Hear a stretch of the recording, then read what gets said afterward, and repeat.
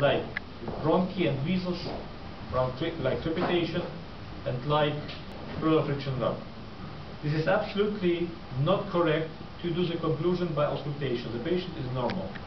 This is absolutely wrong. Maybe he has gastritis. Why you say he's normal? He has gastritis, or maybe brain stroke,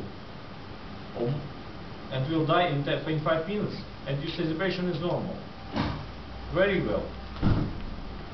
It's absolutely incorrect to say the patient has no crepitation and no crackles. We don't ask what the patient doesn't have. We ask what the patient has. So, by conclusion of the patient, you must evaluate first general breathing sound, then additional sound. By this patient, the conclusion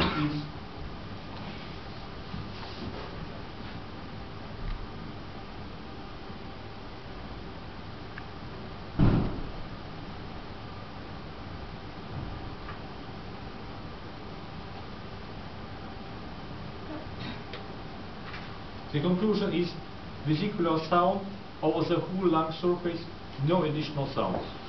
If you find additional sounds, you must differentiate between crackles, crepitation,